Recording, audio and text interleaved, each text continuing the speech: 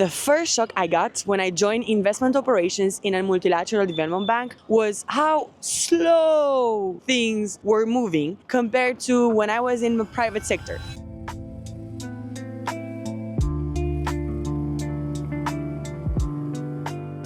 As a young professional, I imagined the loans being approved in a day and the assets being financed and completed in a year. Shocker, it was not that simple. So today, let us explore more this industry and let me share with you from my experience how an MDB really works inside and who the people making billion-dollar decisions are.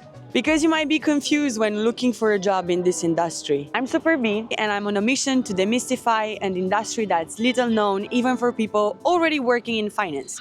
If you're looking for a purposeful career, this might be interesting to you. Let us start with the beginning. Number one question: how does an MDB really work? How does this machine actually work in practice? When you guys are asking me about the bank, I love to start my explanation by dividing the functions of a multilateral development banks into two big categories. On the one side, you have client-facing roles. On the other hand, you have internal corporate functions. This is similar to how many other companies and organizations work, but if you don't understand it, let me explain it. All companies have two types of roles: those who make the money and those who make sure that the house is run internally according to the rules and enable the breadwinner. Does this sound similar? Let's start by analyzing corporate roles. Within an MDB, there are departments whose role is to ensure the proper internal functioning of the bank. Everything related to its internal and to some degree external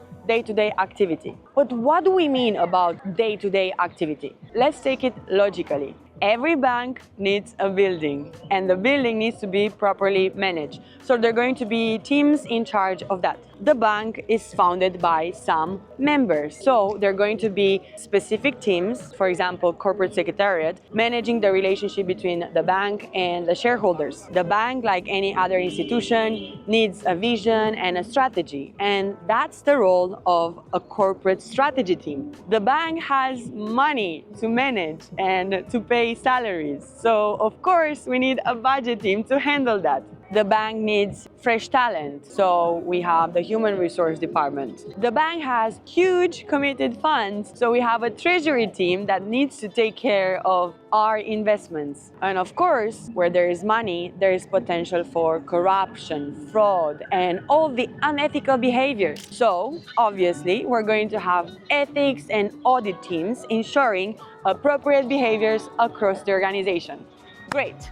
By now, you should have a bit clearer understanding of what corporate roles are all about. So let us now move to client-facing roles, the breadwinners. You notice so far that I miss mentioning the action guys of the bank, the investment operation teams. This part is all about them. These are the client-facing people of a bank, and they are usually tasked with pursuing strategic corporate targets, aka lending the money and supporting our clients. In simpler terms, the public sector client team will work with governments, whereas the private sector client group will work with companies and investment funds and any other private entities. But the fact that the investment operation teams are at the heart of action doesn't make them the only decision makers. Not at all.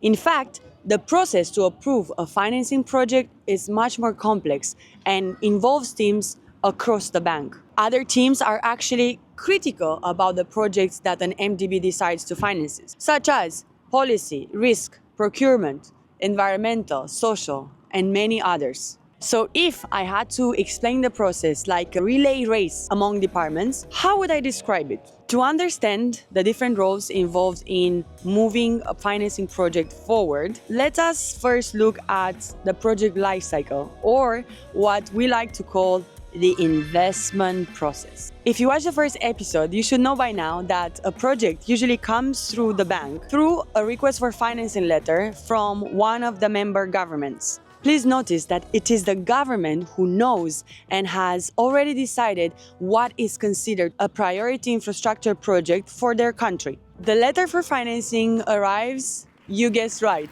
at the investment operation teams in charge of that country. The proposal will be reviewed for alignment with a bank's policies and standards and strategic targets, and if it's aligned at a high conceptual level, it will be included in the pipeline of projects considered for potential financing. This is when the real work starts. The investment team will now engage with the client to request more information, to create an investment pitch, a story that will be translated into what we call in the industry the project document. And there's so many of these project documents all across the internet that you can check out to understand exactly what sort of information these multilateral development banks need in order to approve the financing of a certain infrastructure project. Some of the main issues that need to be clarified at this stage are: is this really something an MDB should finance? Is there a development narrative? What are some of the main issues that we should look at?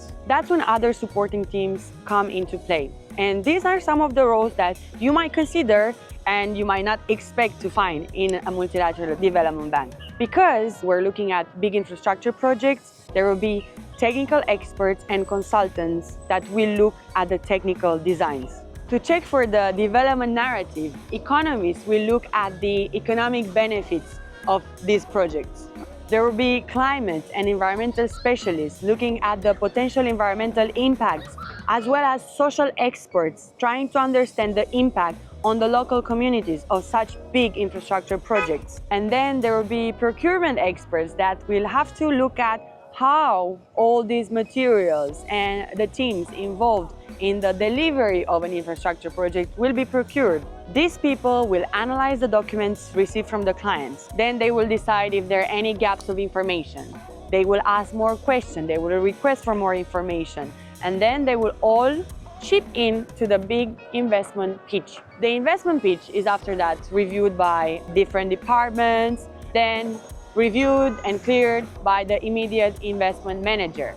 Finally, the project is presented for approval to the board or to the president. These reviews happen across multiple weeks in different email exchanges, in team calls, and even on-site missions. At this point, I want you to remember that I was ultra frustrated about the speed of action in this industry. Can you now maybe understand better where some of it comes from? Everything that's happening is just the process of ensuring that the right checks and balances are in place and that the project an MDB is financing will actually deliver on its promise. So question, if someone complains about how slow an MDB is, what would I tell that person now?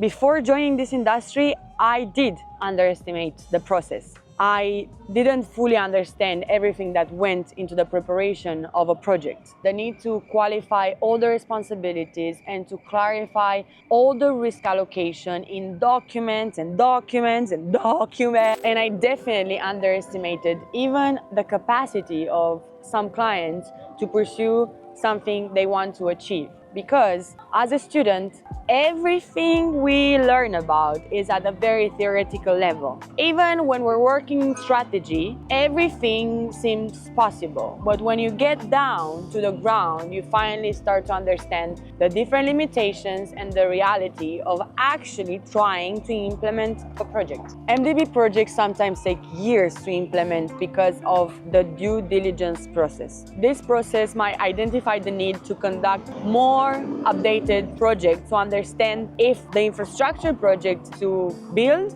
is feasible or not. Number two, the social expert will want to ensure that this infrastructure project is built on a territory that is not impacted by unlawful relocation of the people. The environmental specialist will want to ensure that no species of bat or mammal or bumblebee will disappear. Procurement specialists will want to make sure that the competition is won fair and square by the companies who will bid for those contracts and that the money won't end up in the pockets of some nephews. When you think about the fact that these decisions involve hundreds of $millions related to an asset that is supposed to improve the life of communities for at least 20 to 30 years, Is this process worth it? You make your own opinion about it. Once I learned the process and saw it from the inside, I started to respect it more. Mostly because of the people I meet during my work. These are individuals who actually care about what they do. And everyone wants the thing to happen correctly such that the communities actually end up benefiting of the money invested in their area. This is just part of my mission on this channel, which is all about starting conversations about building a meaningful life. Your career is just one small dimension of it. I hope you found this episode useful. See you in the next one. And if you have questions, don't hesitate to leave them in the comment box. Subscribe and follow and help this channel grow.